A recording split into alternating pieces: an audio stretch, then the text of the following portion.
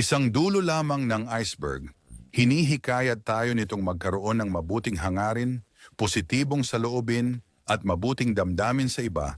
Tinuturuan tayong magpatawad sa iba at mahalin para sa iba ang mahal natin para sa ating sarili. Hinimok tayo ng umiti ng taos puso at maging masayahin at positibo. Inuutos sa atin na magkaroon ng magagandang asal at maayos na ugali sa mga tao at hayop. Iniuutos sa atin na igalang at pangalagaan ang ating mga magulang at matatanda at maging mabuti sa ating mga asawa, anak at iba pang miyembro ng pamilya. Interesado ka ba tungkol dito? Itinuturo rin nito na tulungan nating pakainin at suportahan ang mga mahihina, mahirap, nangangailangan at may kapansanan. Inaakay tayo na maging mapagbigay, mapagkawanggawa at makipagtulungan.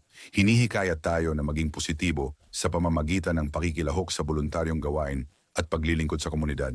Hinihimok tayo na mag-isip, magmuni-muni at magdahilan at ibase ang ating paniniwala at paghato sa ebidensya. Tinuturo din nito sa atin na ang lahat ng tao ay pantay-pantay, anuman ang kanilang lahi, kulay o nasyonalidad. Ipinagbabawal ang lahat ng uri ng apartheid, diskriminasyon batay sa antas ng lipunan at rasismo. Iniuutos sa atin na panatilihin ang seguridad, pagpalaganap ng kapayapaan at mamuhay ng may kapayapaan at pagkakasundo sa mundo. Inaakay tayo na panatilihin ang magandang relasyon sa ating lumikha, sarili at kapwa. Tiyak na ito'y nagdadala sa tunay na katotohanan at tagumpay, tunay na kapayapaan ng isip, tunay na kaligayahan, kaligtasan at buhay na walang hanggan. Natuklasan mo ba kung ano ito? Ito ay Islam. Tunay, ang pinakadakila at pinakamahalagang katangian ng Islam kumpara sa iba pang relihiyon sa mundo.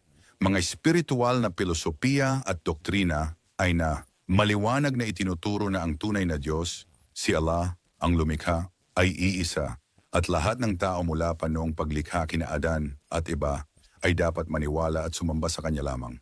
Pinagtitibay ng Islam na ang mga propeta at mensahero ng Diyos, kabilang sina Adan, Noe, Abraham, Moises, Jesus at Muhammad, ay ipinadala ng nag-iisang tunay na Diyos upang iparating ang mensaheng ito.